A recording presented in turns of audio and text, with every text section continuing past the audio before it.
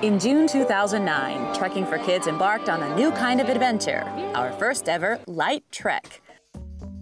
Why? Because a lot of folks said, we love this concept of trekking and that it goes to benefit someone, but at the same time, I'm not interested, or I can't do something like a Kilimanjaro or the Andes or something. Come up with something that we can do. As our debut Lite trek, we chose the last 100 kilometers of the world-renowned Camino de Santiago, or the Way of St. James.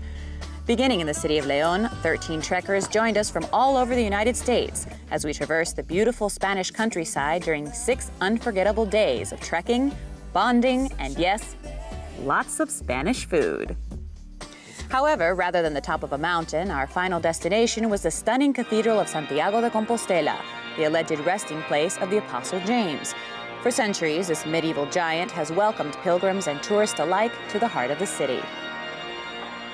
In choosing our orphanage, Trekking for Kids also headed in a new direction. Now we're going to kind of the heart and soul of Trekking for Kids, and that's the time with the kids at the orphanage. So we're going to be going to Morocco and spending 4 days with the children. As the economic need in Western Europe is not as great, we turned our sights to one of Spain's North African neighbors, ultimately heading to the town of Skoura in southern Morocco. Upon arriving, we were met by city and national officials who welcomed us to the Islamic Beneficence Orphanage, home to 106 boys and girls ages 12 to 18, and the beneficiaries of this trek's fundraising efforts. As with our previous orphanages, we invested the approximately $27,000 in funds raised by the trekkers in high-impact sustainability and infrastructure projects, using local labor to substantially improve the entire compound. The outer wall of the compound, as well as the outsides of the buildings themselves, were repaired and repainted. The outdoor sinks, too, received a much-needed overhaul. The bathrooms in the girls' building were remodeled and painted. We also replaced the toilets, significantly improving their hygiene and contributing to increasing their self-esteem. New mattresses replaced the old ones, and new lockers were installed so each child could have a place to store their belongings. The windows of all the dormitories now have glass to keep out the cold of the desert nights. Curtains were installed, and every child was given new blankets, sheets, and pillows. The children's lives center around the community dining room and study hall, which we practically rebuilt.